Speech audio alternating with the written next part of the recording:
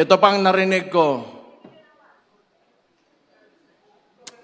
Constitutional Assembly to extend the term of the incumbent politicians. That means including the congressman. So, kung nakinig lang kayo sa akin before the midterm elections, I already said this in Cebu, I said this everywhere I went. Yung bangag na yan, ayaw bumaba. Kasi alam niya, pag bumaba siya, makukulong siya. Nasa liderato kasi yan lahat. Kayo, mga leader kayo sa lugar nyo. If you allow looting of, public funds, then that is because you allowed it. If you do not allow it and you have strict policy against corruption, hindi talaga mangyayari yan. Ang problema, sabi nga ni Martin Romualdez, hindi siya ang mastermind. And sino yung leader? Sino yung ulo ng Pilipinas ngayon? Si Marcos. I do not know if Martin was pertaining to kaning adik nga bangag nga way uwaw bawgbakba nga presidente nato. Ingon siyang igsuon ha. Sabi ng kapatid niya, ang bahog-baba, totoo yan kasi kausap ko yan kasi tinulungan ko yun yung kampanya.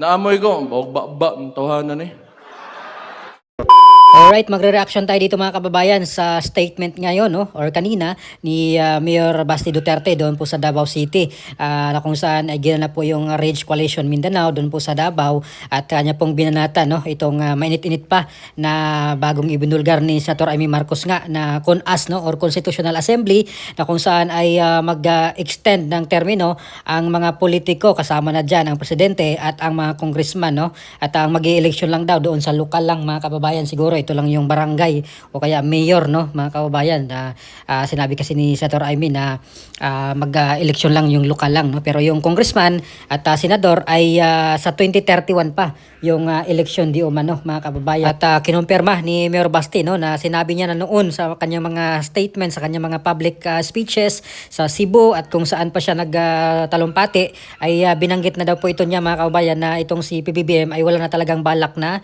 bumaba sa pwesto dahil kung matanggal siya or makaalis na siya sa pwesto ay tiyak makukulong mga kababayan itong si President Bongbong Marcos kaya ngayon itong CONAS ay tinatrabaho di umano para mag-extend mga kababayan doon sa kailang termino mukhang ayaw na nilang bumaba sa pwesto mga kababayan at si Senator Amy Marcos mismo yung tutol dito at ayaw niyang mangyari ulit yung nangyari sa kanyang tatay inabot nga po ng 20 years sa katungkulan niya bilang presidente mga kababayan dahil wala na pong eleksyon nung panahon na iyon dahil sa martial law. At ngayon ay mukhang susundan yung yapak ng kanyang tatay mga kababayan mukhang ayaw na ni PBBM umalis dito sa kanyang trono sa Malacanang at sa tingin ko naman ay hindi po sasang-ayon dito ang mga Pilipino lalong-lalo na ang mga pagod na dito sa flood control corruption mga kababayan hanggang ngayon ay wala lang nga pong nakakulong na big fish maliban nga po dito kay Senator Bong Revilla lamang at doon sa mga opisyalis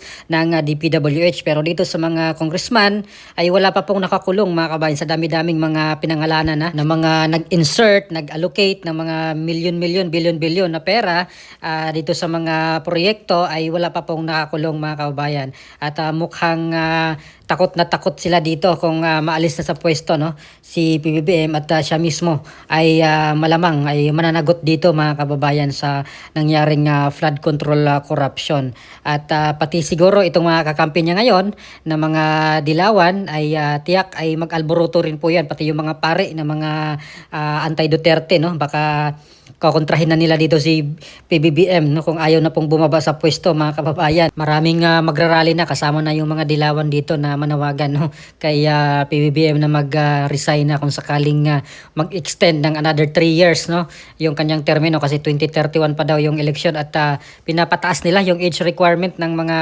tatakbo, no, sa presidente, no, magiging 50 years old na, from 45 years old magiging 50 na, mga kababayan. So yun po yung kanilang binabalak daw, according dito kay Senator Amy Marcos, na nagpupulong daw dito sa Soler, no, di umano, para pag-usapan ang patungkol dito sa Constitutional Assembly, no. At si Senator Ping Lacson naman ay di-deny niya yung ganitong nangyari, no, na meeting di umano diyan sa Soler, no, at patungkol dito nga sa CONAS, hindi daw totoo. Pero si Senator Amy ay may buwelta naman dito kay Senator Ping Lacson naman, mga kababayan. At ako mismo ay hindi rin po ako pabor dito, no, sa CONAS na sinasabi nila, Constitutional Assembly, na kung saan ay pinapalawig pa nila, pinapa-extend nila yung kanilang termino, no. Hindi na pwede kasi yung nakalagay lang sa batas ay 6 years lang yung termino ng presidente, at hindi na po siya pwedeng stay pa ng more than 6 years, mga kababayan. At lalong-lalo na sa kalagayan ngayon ng Pilipinas, na bagsak yung ekonomiya, mga kababayan, no.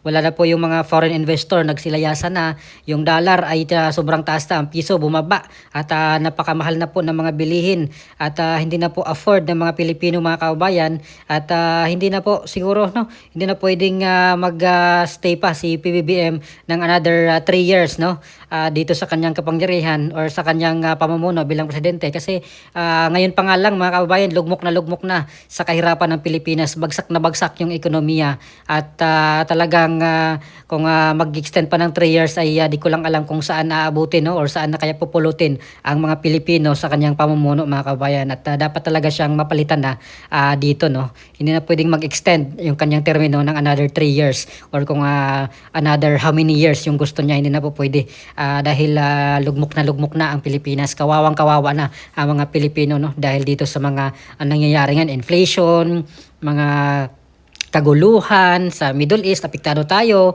nagmahal yung mga gasolina, at ang mahalaga sa lahat, no, or pinakamahalaga sa lahat ay managot ang mga dapat managot, makukulong ang lahat ng mga involved dito sa flood control corruption, mga kababayan. Bagay lamang po na mangyayari yan kung wala na po sa pwesto si Presidente Bongbong Marcos, mga kababayan. Kasi sa ngayon, yung ginagawa po nila talaga, hinahabol nila yung lahat ng mga kalaban nila sa politika, particularly itong mga Duterte at mga allies, no, ng mga Duterte, mga kababayan. Ito yung ginagawa nila, pinapatapon nila doon sa dahig Netherlands yung kanilang mga kalaban sa politika, mga kababayan. At ito yung mga plano nila, no, sa aking opinion, ito yung pattern na kung halimbawa ay hindi sila magtagumpay dito sa impeachment laban kay VP Sara, ay mayroon agad silang plan B, no, itong CONAS nga, or Constitutional Assembly, na mag-extend hanggang 2031 pa yung election, mga kababayan. At hindi nga po sila nagtagumpay, no, yung kanilang PI, yung kanilang People's Initiative nung 2022 ba yun, nag-umpisa na may pinapapirmahan silang mga signature campaign sa mga Pilipino. Yun pala ay People's Initiative na baguhin yung constitution pala yun, mga kababayan. At yun nga po yung isa sa pinalaga, no, nung una ni PRRD, na ayaw niya dito sa People's Initiative dahil yung pakay lang naman talaga nila ay manatili sa pwesto, no, sa kanilang katungkulan na wala nang babaan, no, or hindi na bababa dito sa kanilang pag-upo dyan sa gobyerno, mga kababayan. At ngayon meron na namang Constitutional Assembly na sinasabi si Senator Amy Marcos. So ano po masasabi dito, mga kababayan, sa banat ni Mayor Basti Duterte, no, patungkol dito kay PBBM, doon sa Constitutional Assembly or term extension ng mga politiko kasama na ang presidente at ang mga congressman, mga kababayan. So please comment down below. Maraming salamat. God bless po sa ating lahat.